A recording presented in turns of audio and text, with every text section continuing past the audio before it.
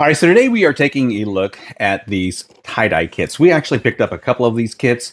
We went on a family weekend. We had 15 people who were creating these tie-dye shirts. Now, about my shirt, I'm not real big on tie-dye and I'm not real big on white. So I didn't want all the swirls. I didn't want the bright colors.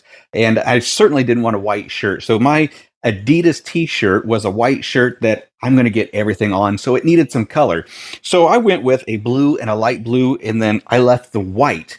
And I really like the way that it turned out. I did want horizontal lines, but we rubber banded it wrong, and this is what we ended up with. But I tell you what, I'm pretty happy with it. I like it. I think that it looks great.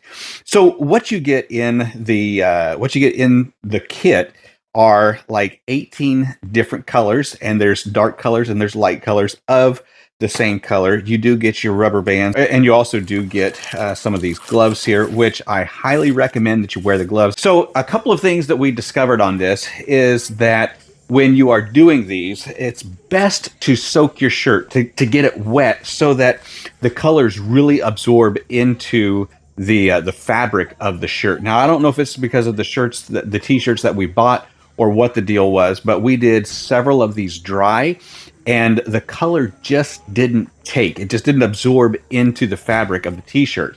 And so we did half of those with just dry shirts. Then we did another batch where we soaked them in water, and the colors did really absorb into the fabric really well.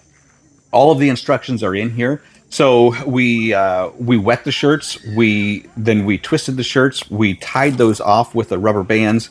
Then we put our colors in, and we put a lot of color in. Now it says that you can get 36 projects out of this. I'm really not so sure if that's an accurate number, just simply because the absorption of the ink into the t-shirt itself.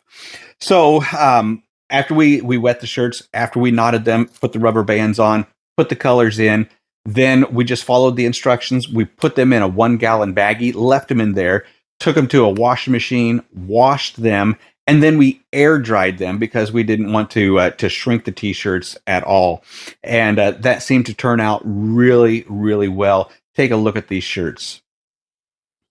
So if you are looking to do some tie-dye projects, whether it's going to be t-shirts or it's going to be dresses or shorts or whatever you got that's white that you want to add just a little bit of color to, we were really impressed with these tie-dye kits, and we've done more shirts and more shirts and more shirts. So on our first batch, I know that we did 15 shirts, and then I don't know how many more shirts we've done after that.